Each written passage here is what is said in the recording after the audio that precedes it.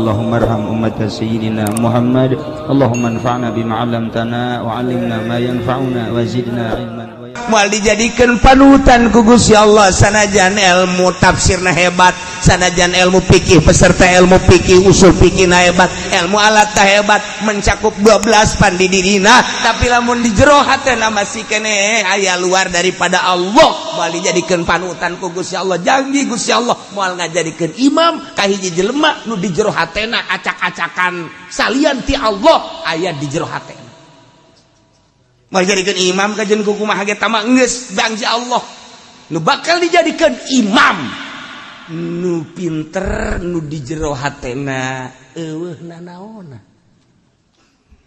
urang mah kapan lamun leuleuh gudang teh poara jasa boy tadi gudang macem-macem orenganan urang mah teu pernah ngaragap diri di hate urang leuwih tibatan gudang barang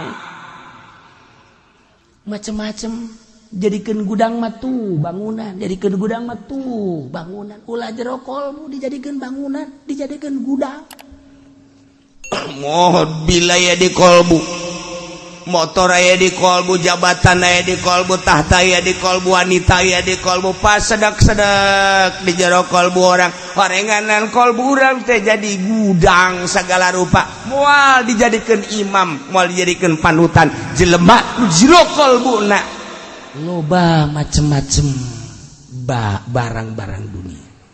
Gitulah para jamaah kaum muslimin wal muslimat rahimakumullah.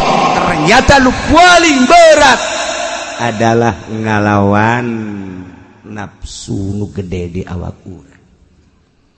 Teu eureun-eureun urang perang Badar make nu bakal dilanjutkeun ieu aya waktuna. Perang di negara urang baheula ngalawan komunis aya waktuna. Perang di negara urang ngalawan Belanda baheula aya waktuna tetapi perang ngalawan nafsu mah datang ke akhir hayat urang iyalah urang perang ngalawan musuh Allah jihad tetapi urang ninggalkeun jihad asghar menghadapi jihad akbar ieu nu bakal dilanjut kakarak ngamimitian berhadapan Muhammad beserta para rombongan geus menghadap ke Badar di Badar geus ditungguan ku rombongan Abu Jahal 950 nu handle rombongan Kangjeng Nabi hajat 313 eta ge persiapanna untuk perang teu aya tapi dijadikeun ku Kangjeng Nabi iyalah sebagian sahabat embung lantaran nu mantak embung persiapan perang nah teu aya tapi ketika ngadenge rombongan Kangjeng Nabi anu nyalina benar-benar nyali Allah nyalina benar-benar nyali lelaki kabawa nyali tersebut nu lainnya siap kos gitulah luhur amat eta jelema nyalametkeun agama sampaikan ka ninggalkeun nagara ninggalkeun imah tangga ninggalkeun perusahaan ninggalkeun berbagai ternak ninggalkeun anak jeung pamajikan incu ninggalkeun handetolan hanya semata-mata neangan ridho Allah betapa luhurna jelema tandingan ta muhajirin Masya Allah kali urang maka karak dek ninggalkeun warung doang yang ngaji mani berat kabina-bina bahkan aya nu geus berangkat dikunci kakarake menang 50 meter aya babaturanana nyaritakeun bahwa aya bisnis anyar imah maninggal urang berangkat bae belok kanan nya nu tadi nadek ngaji lah minggu hareup aya keneh urang endap-endapan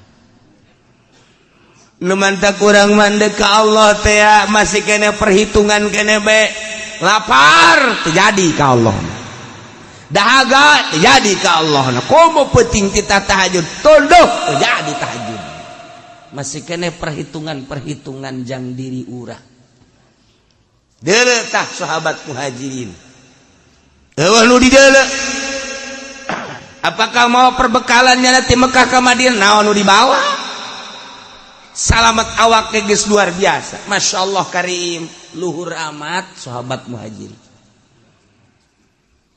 dipapag ku sahabat Ansor di Madinah, diuhwahkeun ku Kangjeng Nabi. Muhajirin jeung Ansor ulah aya sekat. Bersih amat eta sahabat Ansor nalika ningali sahabat Muhajirin kadeleuna yang boga pamajikan. Sahabat Ansor nu boga pamajikan dua dipersilakeun ditah milih hayang nu mana. Ya Allah ya Rabbi. Sahabat Muhajirin nu ti Mekah ka Madinah, kemudian ahlina waktu di Mekah ahli tani, sahabat Ansor nyanggakeun ka Kangjeng Nabi, pilihkeun hayang belah mana tanahna, mangga babar. Sahabat Muhajirin takadina di Mekah pedagang, besi nyana aya ngalaksanakeun dagang hayang sabaraha modalna ieu Gusti Rasul, coba urang babagi. Eta indah jasa urang mun ngadenge sahabat Muhajirin jeung sahabat Ansor kerjasama lu di dieu hanya ridho Allah Subhanahu wa taala. Dunia sakedeung di dunia nu mantak surga pinuh ku sahabat Muhajirin, sahabat Ansor bakal di surga teh ambalayah teh sahabat-sahabat eta.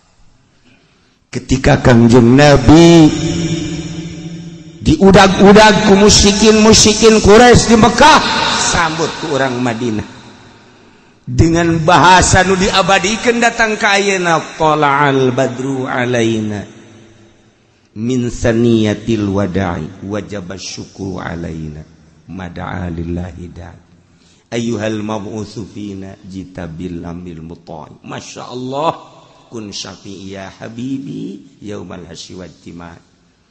Datang ke ayeuna diabadikeun urang. Nyambut panganten, tala'al badru alaina min saniyatil wada. Anggap panganten Kangjeng Nabi. Dihormat. Deres panganten mah ditolaalan ge. DPR tukang korupsi, tala'al badru mal kebaldek ku galedeg ge. Ulah sok ditolaalan kos kara itu mah. Masya Allah. Ulah terido aing mah. Datang kiai ahli Allah karak, tala'al badru alaina min saniyatil wada' wajaba syukru alaina mada'a lillahi da. Sebab ieu penerus Kangjeng Nabi. Nu penerus Kangjeng Nabi elos. Aya bangsa penerus Abu Jahal mah ulah ditolak. Sebesok salah nolaalan sama. Ulah tuh, masyaallah, masyaallah. Geus imam mun aya DPR ulah. Kumaha cenah bupati ulah sarua. Kumaha ok ulah. Kecuali diganti badruna ku naru.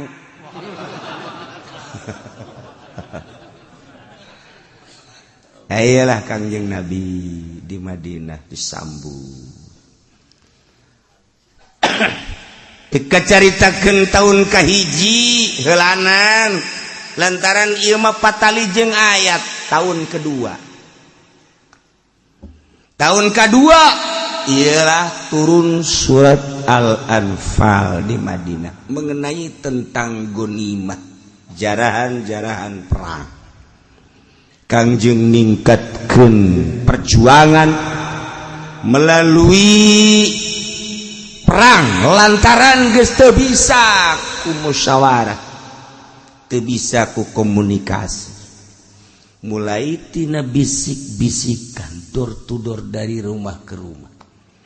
Terus dizahirkeun mulai ti kerumunan-kerumunan. Terus Kangjeng ngazahirkeun dakwah sampai Kangjeng Nabi diusir di Mekah ke Madinah. Ini adalah tentang dakwah Islamiyah. Selamat Kangjeng ke Madinah. Diikuti ku Sayyidina Abu Bakar Siddiq radhiyallahu anhu, menyusul beberapa tokoh-tokoh Islam ke Madinah. tahun kedua Kangjeng Nabi mulai menghadapi serangan-serangan Quraisy. Perekonomian saat eta terjepit di Madinah sebab pemboikotan ti Abu Jahal. Tidak boleh ada pedagang yang masuk Madinah, embargo besar-besaran. Seluruh pedagang Mekah yang lewat ke Suriah tidak boleh mampir di Madinah. Apabila ada pedagang yang mampir di Madinah, engke ku Abu Jahal bakal disiksa habis-habisan. Pemboikotan Madinah, pengembargoan Madinah anu luar biasa. Dagang orang Madinah keluar tidak diterima, orang luar masuk ke dalam tidak diterima. Saaya-aya di Madinah. Ternyata orang embargo teh lain zaman ayeuna bae di zaman modern. Baheula pengembargoan luar biasa. Nu matak di negara Indonesia mah diembargo ku Amerika, diembargo ku Belanda baheula, diembargo ku Inggris baheula. Tararenang sebab subur luar biasa. Sabara puluh tahun negara orang diembargo, tenang. Nu mantak di urang baheula aya ngadahar boborosan, embargo kan. Humut di dahar, humut ngeunah. Embargo. Kacecenet dilebok urang baheula. Kalataran diembargo kan baheula teh. Cecenet di dahar, boros pandan kurang di dahar, suag di dahar kurang. Aya nu kasalahan pajar suag badurnya di dahar bae. Mabok pan ka dituna. Geus puguh hui-hui ketela dan lain sebagainya mata majang ngeunah ieu. Berbagai-bagai boborosan jeung jajadian di dahar. Embargo kan baheula teh. Tapi teger di Indonesia mas sebab subur. Iran diembargo ke Amerika, teger. Lamun negara-negara lain diembargo, Amerika misalnya diembargo ke negara luar, naonan. Arab bae diembargo naonan. Naon tuh di Arab. Namun diembargo atuh deuk gadahar naon kana? Nyedotan minyak. Di Indonesia, wari Indonesia do di Indonesia mah wani lamun perang.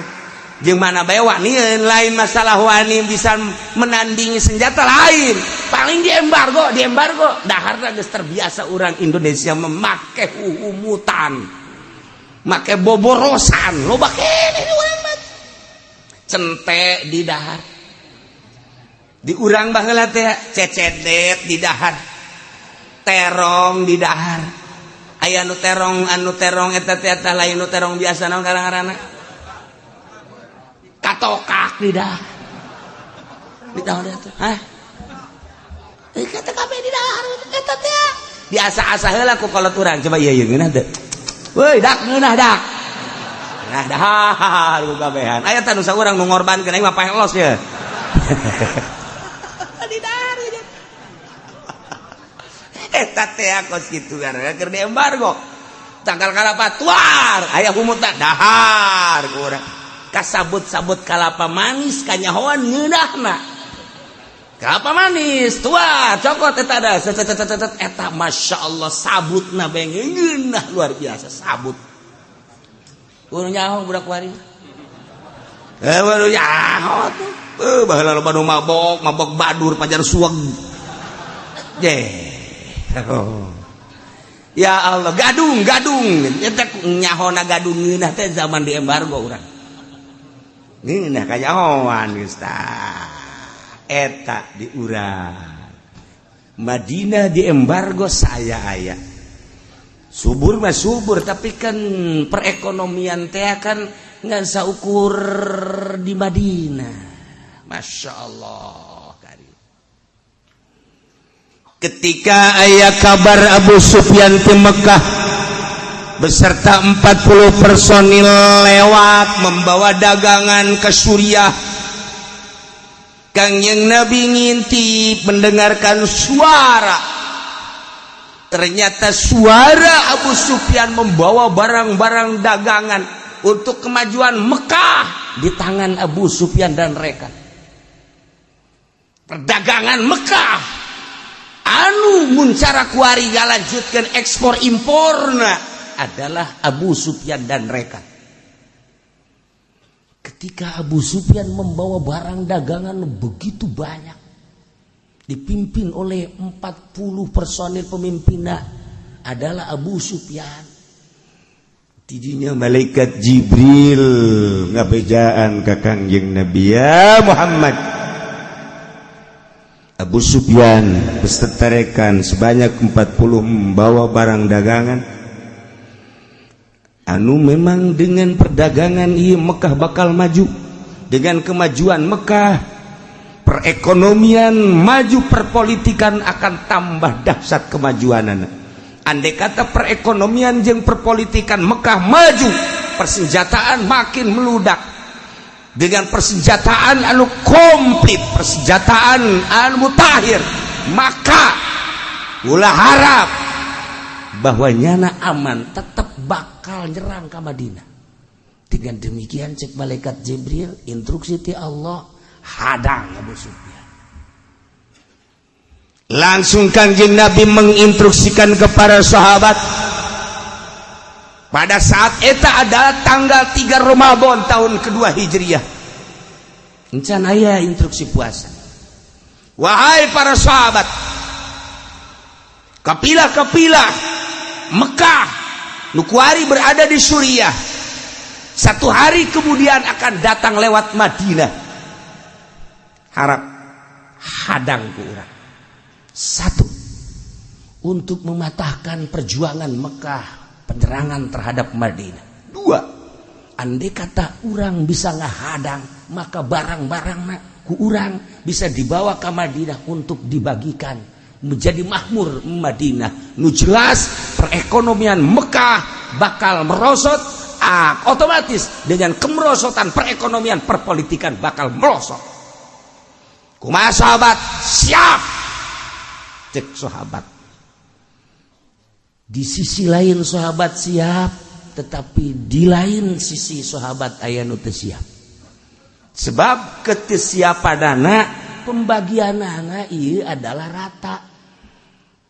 Para kaum muda menginginkan geus betu bagikeun ka kaum muda. Ja orang tua mah anu nungguan di Madinah teu milu ulah dibagian, tetapi Kangjeng Nabi lain kitu, sebab ieu adalah instruksi ti Allah. Nu mantak al-anfal mah serahkeun lillahi war rasul.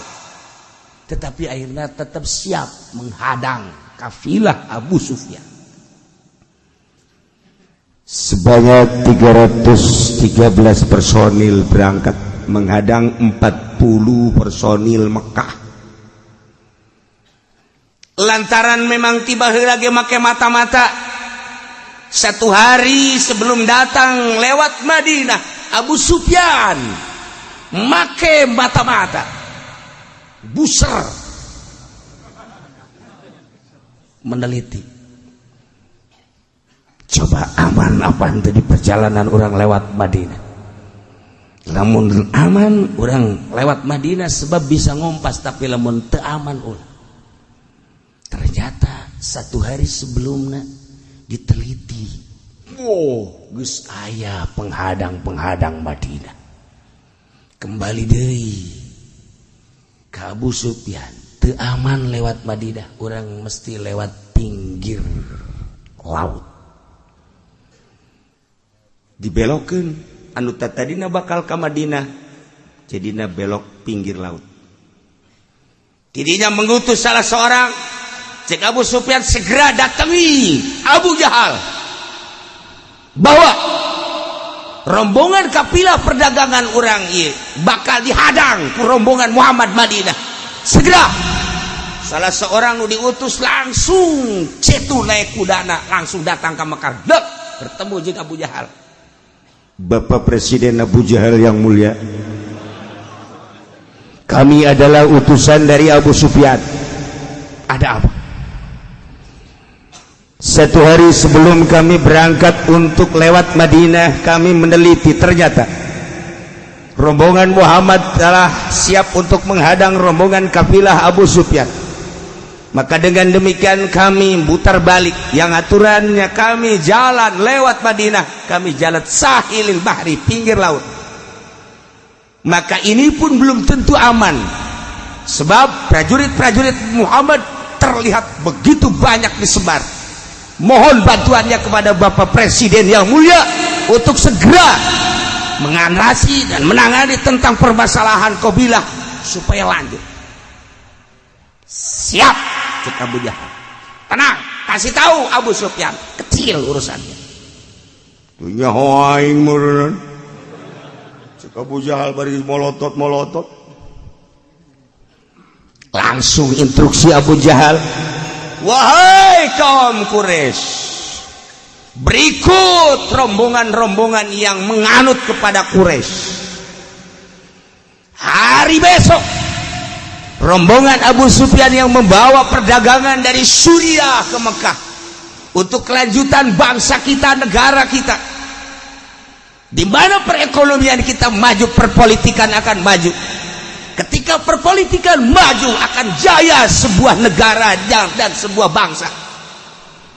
Kejayaan bangsa, kejayaan negara terletak pada perekonomian dan perpolitikannya. Perlu diketahui, besok rombongan perdagangan yang akan memajukan negara Mekah dihadang oleh rombongan Muhammad. Dengan demikian, mohon sebanyak-banyaknya dikerahkan seluruh prajurit, ahli kuda, ahli onta, ahli panah, dan berbagai ahli-ahli. Seluruh keahlian kita hadang, kita maju untuk menghadang rombongan Muhammad besok. Nu engke deui siap. Perang urang pokoknya. Wah, dikerahkeun jumlahna 950 personil. Encan wanita-wanita ahli tari-tari, pemabokan jeung penghibur di kala istirahat. Dikerahkeun ku Abu Jahal. Bahkan cek Abu Jahal, ulama kan presiden untuk memantau dari Mekah rombongan maneh bae geus kabehan. Kula adalah di Mekah. Horenganan di jero hateuna masih. Aya tak kasih aja nama mas. Tetapi kulantaran langsung didatangan deui kami tanpa dipimpin ku presiden. Asana kurang haneuteun ieu perjuangan. Lantaran ngaran-ngaran eueuh sesepuh atuh kumaha. Tetep bae ieu mah kudu make sesepuh. Beuh kami atuh pareumeun obor eueuh sesepuh mah bisa acak-acakan. Geus pokona mama mah nu penting mah ngahaneut-haneut. Aduh, ya mama Abu Jahal paharai. Kulantaran didongkel ti sisi ti gigir, siap Abu Jahal. Berangkat 950 personil ahli penunggang kuda, ahli penunggang onta, ahli pemanah, dan ahli segala rupa dikerahkan sebanyak 950 personil ahli perang. Berangkat. Ternyata rombongan Abu Sufyan belok kiri. Nu tadina deuk lewat Madinah, nyana lewat Mekah, lewat pinggir laut. Aman. Keamanan rombongan Abu Sufyan terketahui oleh Kangjeng Nabi. Malaikat Jibril turun deui. Cik malaikat Jibril Muhammad, rombongan Abu Sufyan telah selamat memasuki Mekah. Tetapi rombongan Abu Jahal menghadap, sekarang telah ada di Badar. Kangjeng Nabi sabaraha jumlahna? Jumlah 950. Rombongan kubu kaula 313. Ulah sieun Muhammad. Bantuan kemenangan geus dijelaskeun ku Gusti Allah. Saeutik personil tapi perang bakal menang. Wah, mesti ngabejaan ku malaikat Jibril tuh ngeunah. Urang lamun perang kos kitu mantap atuh. Atuh pan urang mah nu ngabejaan hansip. Ya. Teu kudu ngabejaan hansip mah. Kangjeng Nabi langsung pidato, wahai para sahabat-sahabat, perlu diketahui rombongan Abu Sufyan telah selamat mendatangi Mekah. Tetapi sekarang ada yang lebih dahsyat lagi. Per hari ini rombongan Abu Jahal telah membawa personil perangnya sebanyak-banyaknya. Dengan demikian pilih di antara dua. Satu, urang dek menghadang kapilah perdagangan, menang urang mahmur. Kedua adalah perang. Kumaha ieu urang kesiapan anak? Apakah cukup menghadang kapilah perdagangan atau lanjut perang? Kabeh bersuara, Muhammad, ulah sembarangan. Urang awal nage nek menghadang kapilah perdagangan untuk memutuskan perekonomian Mekah. Jeung lamun ku urang beunang kapan perekonomian Madinah ku urang bisa terangkat. Ulah sok aju macem-macem segala perang segala naon. Ieu kan urang tetep persiapan, mana senjatana, mana ahli perangna. Nanya deui ka ieu kitu keneh, nanya deui ka ieu kitu keneh. Kangjeng Nabi langsung tungkul. Begitu tungkul cek sina Abu Bakar Siddiq, ya Muhammad, instruksikan kumaha anjeun Muhammad. Andai kata memang ieu instruksi perang, kami moal mundur saeutik pun lamun bener-bener instruksi ti Gusti Allah. Kamana bae berangkat kami siap bororah untuk menghadapi musuh di darat. Andai kata kita silem ka laut, kami siap untuk turut untuk silem babarengan. Eta Abu Bakar Siddiq kan ngeunah henteu urang mun kos kitu teh. Jadi hate teh asalna gede. Coba urang berangkat tengah peuting jeung murid-murid urang. Misalnya ya, kumaha ieu urang menghadapi kuburan. Sedangkan dirinya jelas-jelas sok loba kuntilanak. Cak santri urang ngariung ulah sok nyieun kacau kiai. Sapira urang rek ngariung doang maning balik kan ceut tah urusan. Tapi lamun calak saurang kiai ulah sieun urang ieu kan dek ngariung boro-boro kuntilanak gajah di minjang ulah sieun hayu ulat ieu lah. Tah lamun aya nu kos kitu kan ngeunaheun. Kan ngeunaheun ieu mah teh kiai daripada urang manggihan kuntilanak mending baralik lah. Ciut tah urang kos kitu. Ya Sayyidina Abu Bakar Siddiq masyaallah luar biasa. Keistimewaan nyalina, kegagahan nyalina. Teu aya mundur saeutik acan. Masyaallah karim. Kitu kene Miqdad bin Amrin, imdi kama amarakallah. Langsungkeun sebagaimana petunjuk Allah jeung perintah Allah. Fa ana ma'aka haitsu ma ahbabta. Kaulah berangkat babarengan jeung anjeun Muhammad, cak Miqdad bin Amrin. Naon ku anjeun diharapkeun jeung dipikaresep silakan. La naqulu laka kama qalat Banu Israil li Musa.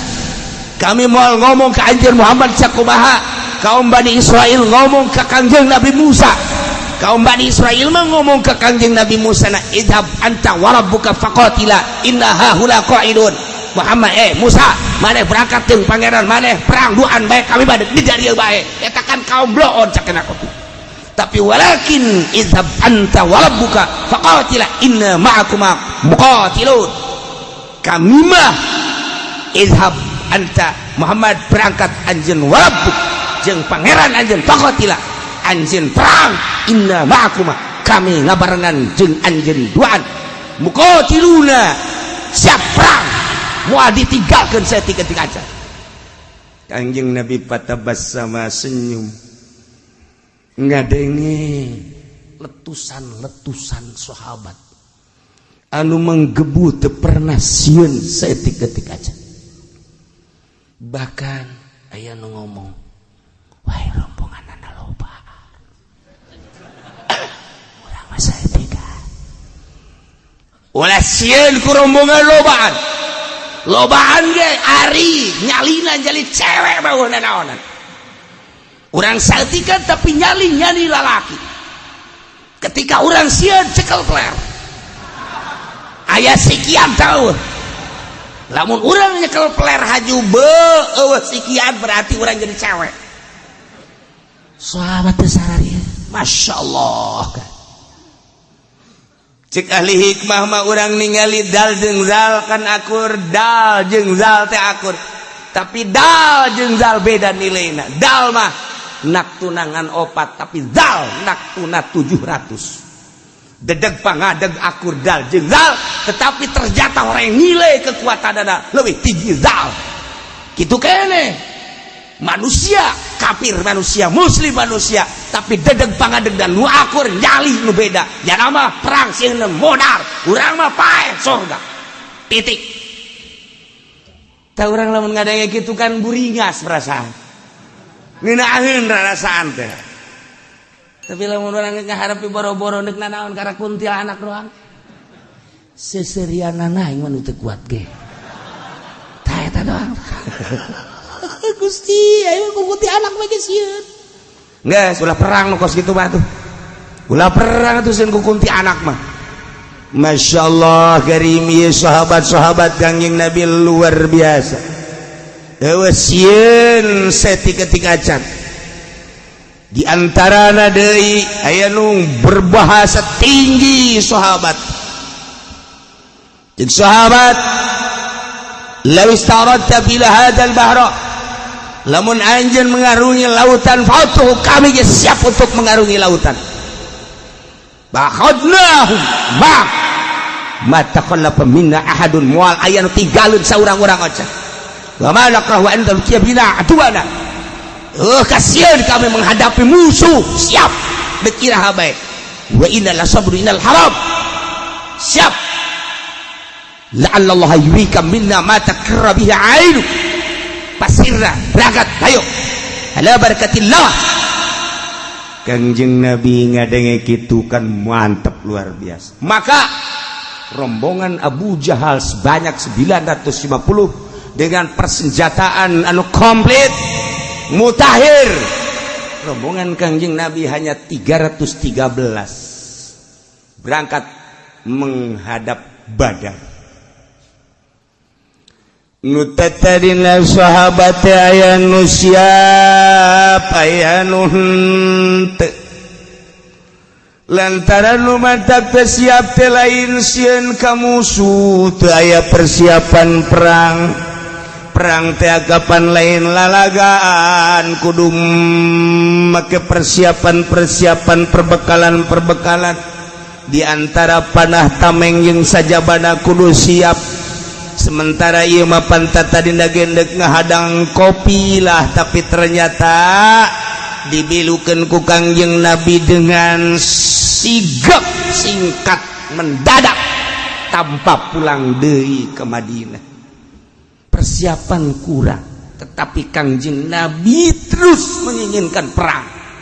Sahabat sebagian aya numrod, padahal geus dijelaskeun ku Kangjeng Nabi. Iyalah turun ayat. Kama akhrajaka rabbuka min baitika bil haqq wa inna fariqam minal mu'minina lakarihun. Wallahu a'lamu bimaradiisa kumaha ngaluarkeun ka anjeun Muhammad rabbuka pangeran anjeun titah keluar min baitika ti imah anjeun Madinah, bahkan ti nagara Madinah bil haqqi kalawan kabeneran. Bari jeung wa inna fariqam minal mu'minin, saenjana golongan ti mukminin teh lakarihun, yakin tentang arambung perang lantaran persiapan perang nanti aya. Ialah instruksi Kangjeng Nabi anu henteu kaluar ti wahyu ti Gusti Allah. Malaikat Jibril 2 kali datang pertama nyaritakeun tentang penghadangan kafilah, datang kedua kali titah berhadapan jeung prajurit anu gede.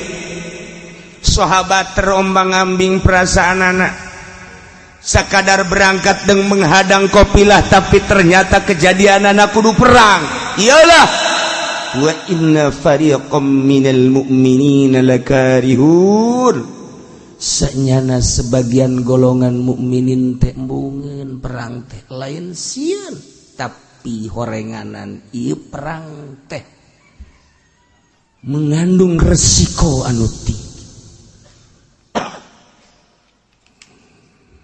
Yujadilunaka fil haqqi ba'dama tabayyana ka'annama yusaqun.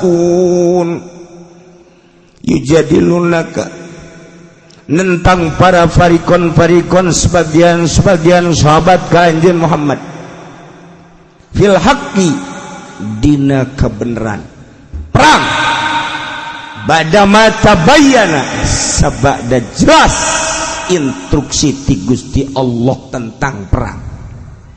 Sahabat nentang ka'annama yusaquna ilal maut, seakan-akan yana digiring kana maut. Dibayangkeun ku urang Abu Jahal beserta prajurit dengan perlengkapan anu mutakhir, lengkap poharap. Kejituan nana dina perang teges terketahui lantaran kapan balad nyana waktu keur di Mekah, sementara mukminin hanya sekedar mau perlengkapan pedang doang.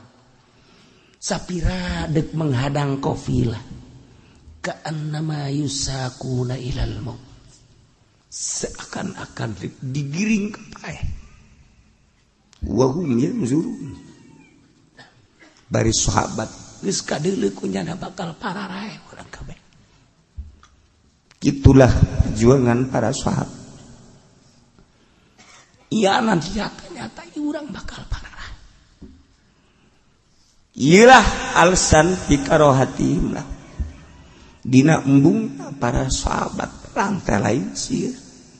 Tetapi dengan kuantitas saeutik sakadar 313. Kelengkapan hanya sekedar pedang.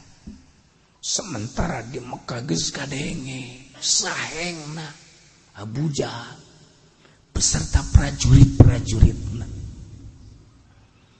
Tetapi dengan kebesaran nyali mukminin, Sayyidina Abu Bakar Siddiq, Sayyidina Umar, Sayyidina Miqdad jeung berbagai sahabat-sahabat anu lain tampil dengan prima, siap untuk menghadapi perang di Badar. Iyalah diabadikeun tentang perang Badar, terketahui ku Yahudi, terketahui ku Nasrani sadunia kuari ketika membaca ayat ieu. Keistimewaan mukminin dalam rangka li'ilai kalimatillah nu dideuleh hiji ridho Allah subhanahu wa ta'ala. Maka ayat ieu lain lalagaan jang ngajadikeun motor ka urang sebagai mukminin untuk menghadapi peperangan jeung kafirin. Ulah sieun setik-etik aja. Teu kudu sieun ku mutakhirna perlengkapan. Teu kudu sieun ku lobana musuh. Lantaran mukminin mah dilindungi ku Allah Subhanahu wa taala. Hiji, menang luhur agama. Eleh korban paeh surga Allah. Sakumaha mukminin waktu ndek ngahadang ge loba anu embungeun lantaran embungeunana lain sieun sebab pembahagianana ternyata kudu akur bae diserahkeun ka Allah jeung Rasulna. Kama akhrajaka rabbuka sakumaha ngaluarkeun ka anjeun Muhammad rabbuka pangeran anjeun min baitika ti nagara anjeun ti imah anjeun Madinah bil haqqi kalawan mawa kabeneran nyata. Langsung instruksi ti Gusti Allah bari sebahagian sahabat teh arembungeun sakumaha arembungeunana sahabat anu deuk berangkat deuk menghadang perang ge embung ku sebab naon persiapanana teu lengkap. Setelah Kangjeng Nabi nyaritakeun ieu adalah momen anu moal aya duana. Sebab kula instruksi lain ti diri kura, Jibril datang ka kula titah menghadapi peperangan anu dahsyat. Ulah sieun saeutik-eutik aja. Maka sahabat siap, nu tadina rada hembar-hembir, nu tadina rada suan sieun, nu tadina dibere embung perang, tapi ternyata waletupan bahasa-bahasa sahabat anu nyalina gede, Abu Bakar, Mikdad dan lain-lain sebagainya. Mundur jeung eueuh sieun saeutik-eutik acan, kabawa nu sejen ge. Siap perang tempur walaupun kuku mage urang laksanakeun perang menghadapi prajurit-prajurit Abu Jahal datang ke Badar. Masya Allah. Selama Abu Jahal menunggu kedatangan Muhammad lantaran Kangjeng Nabi Muhammad teh ayana di belah kananeun Badar, Abu Jahal teh dirinya hiburan minum-minuman heula. Abu Jahal beserta rekan teh tidinya tagonian nyanyi-nyanyian heula. Abu Jahal teh tidinya teh menunggu kedatangan Muhammad. Mencit ontana ge sapoe teh kadang-kadang aya 10, kadang-kadang 9, kadang-kadang leuwih. Matak Sayyidina Ali teh pangjitu-jituna jelema menerka rombongan Abu Jahal. Aya 2 jelema nu didatangan ku Sayyidina Ali. Begitu didatangan Sayyidina Ali, maneh keur naon? Ngalacai. Rombongan di mana maneh? Ulah rombongan Abu Jahal. Di mana ayeuna? Lembah Badar. Di sabaraha poe? Mungkin geus aya 3 poe. Sapoena sabaraha eta nya mencet onta? Pertama 9, 2 10, 3 mah 11. Dikira-kirakan ku Sayyidina Ali berarti 1000 kurang 950 kira-kira. Jago Sayyidina Ali. Tidak 9 ontak berarti sekian personil manusia. Ternyata teu meleset Sayyidina Ali. Nailah peperangan anu dahsyat. Hanya semata-mata dek neangan ridho Allah Subhanahu wa ta'ala. Maka ayat ieu diabadikeun khusus jang peperangan umumna bagi nundek neangan ridho Allah Subhanahu wa ta'ala. Sakumaha Kangjeng Nabi neangan ridho Allah, diinstruksikan kita keluar ti imah ninggalkeun negara Madinah. Maka urang dek neangan ridho Allah teh ulang ajedog we di imah. Jelema neangan ridho Allah padahal bodoh ngajedog we di imah moal meunang ridho Allah. Bekal ibadah ilmu kudu diteangan. Kanjeng Nabi neangan ridho Allah ninggalkeun Madinah, ninggalkeun imah. Kitu kene urang neangan ridho Allah dek menghadap Allah kudu ninggalkeun imah atau kunci ta imah. Neangan perbekalan jang neangan ridho Allah, ilmu wudu, ilmu salat. Numantak lamun hayang nyaho prajurit-prajurit Allah. Etalah prajurit Allah teh nu berangkat ke medan laga ngalawan musuh-musuh Allah banggul senjata. Di samping eta prajurit Allah adalah tah santri-santri nu ninggalkeun imah. Nyana ninggalkeun imah, perbekalan hanya secukupna, paling ge beas duit ala kadar berangkat. Apakah nyana henteu sedih ninggalkeun indung bapak? Apakah nyana henteu sedih ninggalkeun dulur? Apakah nyana henteu sedih ninggalkeun keluarga, ninggalkeun babaturan? Sedih kabeh ge, tapi nyana di jero benak hatina aing dek jadi tentara Allah, neangan ilmu Allah Subhanahu wa ta'ala.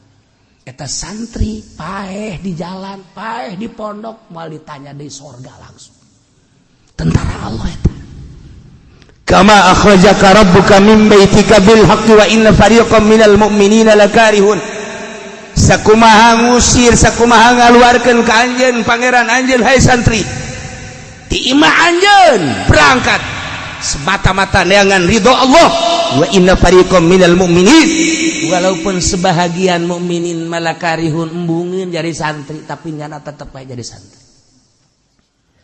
Yujadilunaka fil haqqi, dibantah ke sebagian rombongan manusia dalam kebenaran ba'da mata bayana, setelah nyata-nyata bahwa mondok tenang neangan ridho Allah, ka'annama yusakuna ilal maut, seakan-akan nyana teh digiring ka pae sapira santri paling mawa beas teh sagantang duitna teh paling sabaraha duit 100-200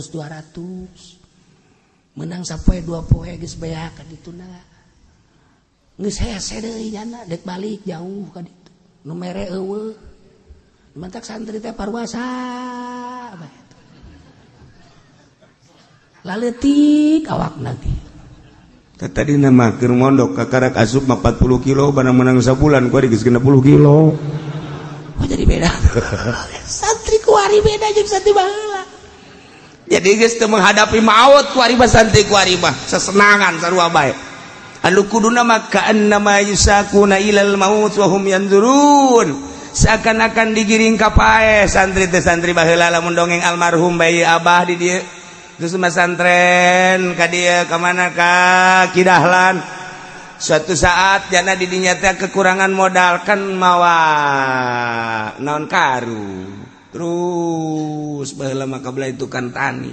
Setengah liter. Geus rada loba balik datang ka pondok. Teu ka mana-mana. Terus masantren ka Kosambi sarua bae. Nu mantek satu ketika almarhum ya abah dongengna ketika berangkat terus ka ditu embung balik maksudna mah yang nyambung ieu nyambung ngaji. Begitu ditanya di satu tempat boleh dicaritakeun ku ka kampung na moal. Aya dulur-dulur rek kuring ngaji di dieu. Di mana si Ajang? Cak bapana kula masantren. Di mana masantren? Kosambi. Asli orang mana? Asli orang Pasar Kemis. Pasar Kemis mana? Tongok. Oh, saya sangaran. Sangaran Damyati. Oh, saya Damyati. Geus kieu bae kuring mah nya. Sia lamun asa bulan atuh boga geus tukur balik atuh ka dieu bae nya.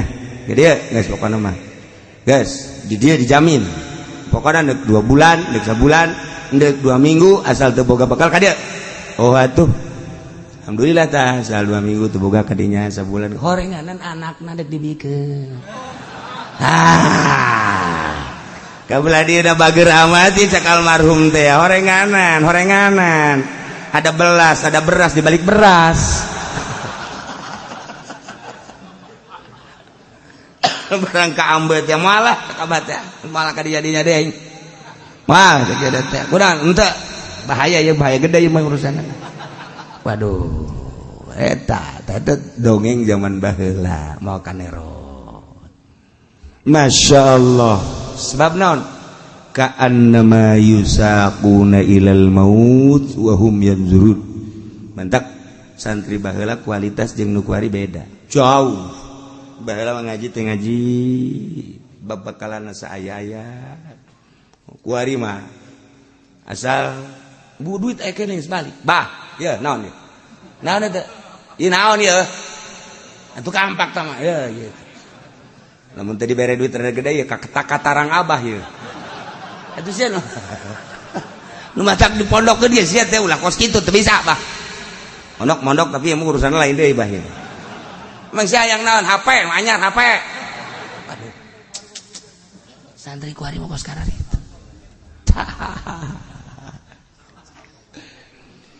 Nomor kahiji nyaritakeun indit Kangjeng Nabi ti nagara Madinah beserta para sahabat hendak perang ngaluhurkeun agama Allah menghadapi musuh-musuh Allah. Nomor kaduana santri anu kudu kaluar ti lemburna masing-masing dek neangan ilmu Allah jangan luhurkeun ngajungjung agama Allah. Nomor katiluna urang ibadah ka Gusti Allah teh kudu bisa kaluar ti negara urang teh awak urang teh loba kabutuh dahar jeung nginum sare jeung jima eta teh negara urang. Urang lamun ibadah teh ngajujurung awak bae atuh kitu bae isuk dahar ke sore dahar kitu kene nginum deui ke ngarokok terus bae sare kabelah dituna atuh teh yang boga pamajikan moal jadi wali ibadah aya di negara urang bae mah. Urang kudu keluar di negara urang, negara perwatakan awak urang. Mata teh ngabogaan perwatakan urang kudu keluar tina perwatakan negara mata. Celi urang teh ngabogaan perwatakan urang kudu keluar tina negara perwatakan celi. Urang teh kudu boga kudu naon sungut urang teh ngabogaan perwatakan hayang nu ladat-ladat. Urang kudu keluar tina perwatakan negara sungut nu ladat-ladat. Kitu kene beteng kitu kene dubur kitu kene zakar. Lamun urang can bisa keluar tina negara perwatakan urang moal jadi arif billah, moal jadi wali Allah. Anda moal jadi wali Allah, urang jadi jelema biasa lumrahna biasa jelema. Sedengkeun moal jadikeun panutan ku Gusti Allah, hiji jelema sanajan udang-udangna gede jubahna ngangsar, moal dijadikeun panutan ku Gusti Allah sanajan ilmu tafsirna hebat, sanajan ilmu fikih peserta ilmu fikih usul fikihna hebat, ilmu alat tah hebat mencakup 12 pan di dirina, tapi lamun di jero hatena masih kene aya luar daripada Allah, moal dijadikeun panutan ku Gusti Allah. Janji Gusti Allah moal ngajadikeun imam ka hiji jelema nu di jero hatena acak-acakan salian ti Allah aya di jero hatena. Moal dijadikeun imam kajen ku kumaha ge tama geus janji Allah nu bakal dijadikeun imam nu pinter nu di jero hatena eueuhna naonna. Urang mah kapan lamun leuleuh gudang teh poara jasa boy tadi gudang macem-macem horenganan urang mah teu pernah ngaragap diri di hate urang leuwih tibatan gudang barang macem-macem. Jadikeun gudang mah tuh bangunan, jadikeun gudang mah tuh bangunan, ulah jero kolbu dijadikeun bangunan, dijadikeun gudang.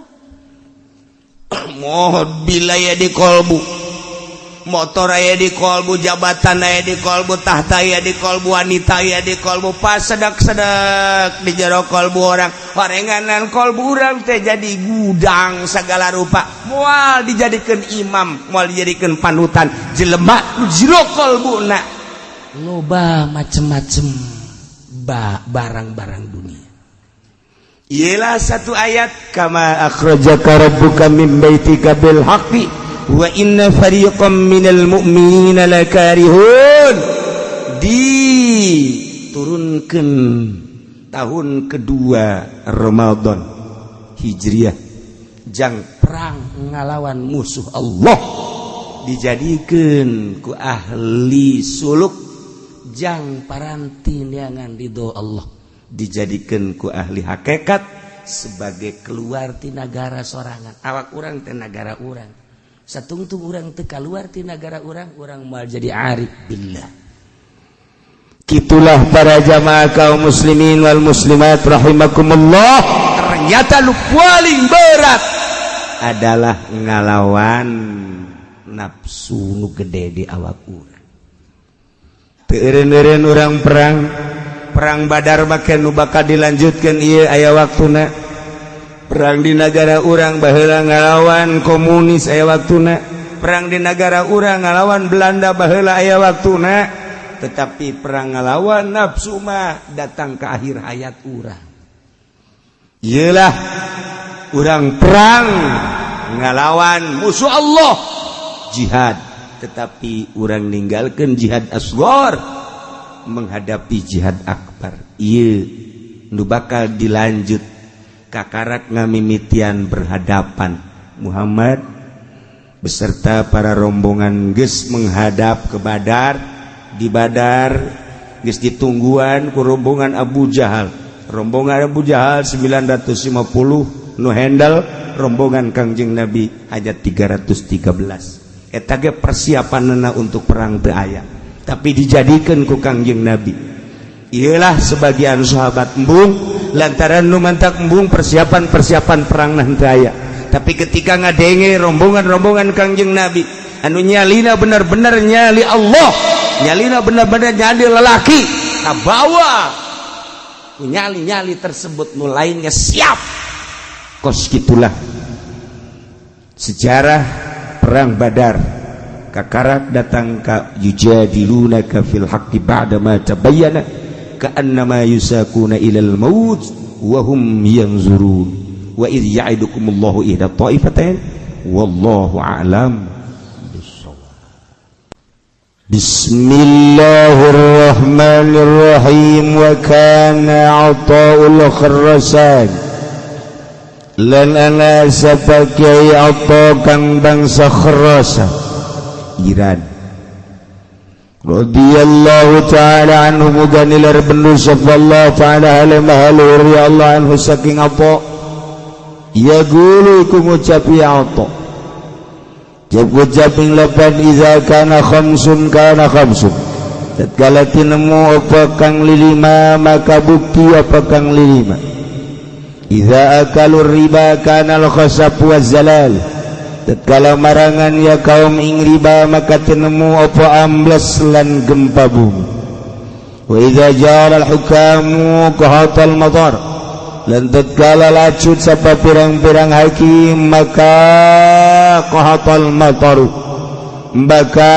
katahan apa udan wa idza dhahara az-zina wa 'alanu bihi kana al-maut dan tatkala lahir apa zina lan ngalahirkeun ya kaum bihi kalawan zina kanal mautu maka tinemu apa maut wa katharu fil nas lan akahya wa kathura lan akaya maut ing dalam manusia wa idza muni'atiz zakat halakatil masyah lan tatkala dan cegah apa zakat maka rusak apa ingon-ingon wa idza ta'ada 'ala ahli dhimma kanatid daulat lan tatkala ngaliwatan batas yasiwa 'ala ahli dhimma ing atas ahli dhimma kanatid daulatu maka tinemu apa kakawasaan ahli dhimma.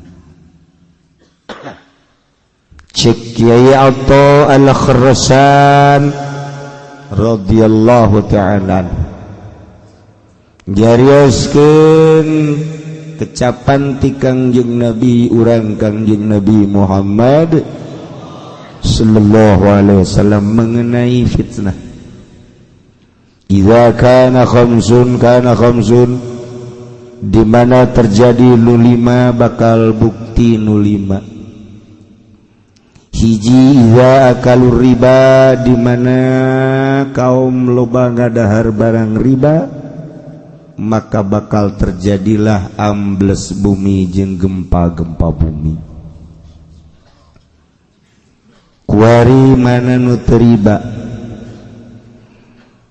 urang kuari dagang nyokot duit di bank make bunga riba. Urang kuari meuli kendaraan melalui bank make bunga tetap riba.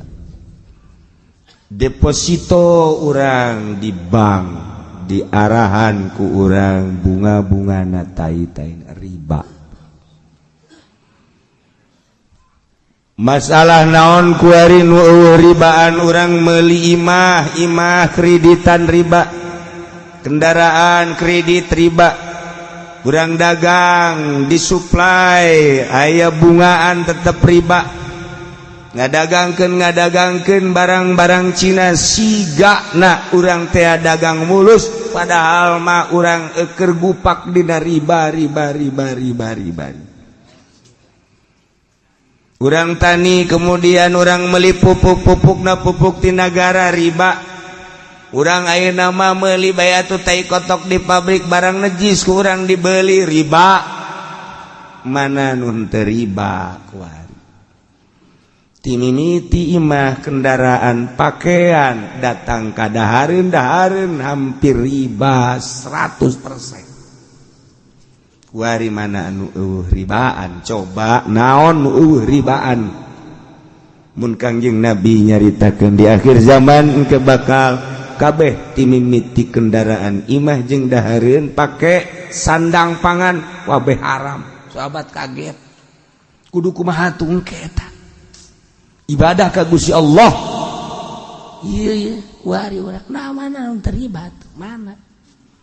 Urang hayang embung tina riba. Kiai Kiai cicing bae usahan tenan tekan dibere ku pelimbahkan pelimbah teh biang riba. Kiai cicing bae kemudian dibere ku pamarentah disumbang ku pamarentah pan pamarentah mah juri riba. Urang dibere ku ari ku petani rada deureus petanina anu bisa mah rada deureus tapi petani kapan ai petani gede mah surubukna dan lain sebagainya geus riba malulu urang dibere ka kiai-kiai nu cicing bae nyesep kana urusan riba. Mana nu teu riba? Iyalah ketika kaum-kaum manusia-manusia ngadahar barang riba, tunggu bakal terjadi khosab wa zalal, gempa-gempa, ambles-ambles. Geus puguh urang ngadenge tsunami 250.000 sakali nu maot. Padang geus teu kacaritakeun sabaraha puluh ribu nu maot datang ka teu kajahoan kuburanan. Di Sukabumi di Cianjur ambles hese dicokotna deui. Tsunami Pangandaran sabaraha ribu manusia. Yogyakarta gempa. Kamari Garut banjir teu kacaritakeun sabaraha ratusna lantaran urang dibere informasi nu dangkal ku pamarentah. Padahal sabaraha ratus imah jeung sabaraha ratus personil manusia. Parae. Encan di daerah-daerah nu mamana nu leutik-leutik ieu teh ya moal bisa ditahanan ku kumaha ge. Sebab Kangjeng Nabi geus caritakeun idza akalur riba kanal khosab waz zalal.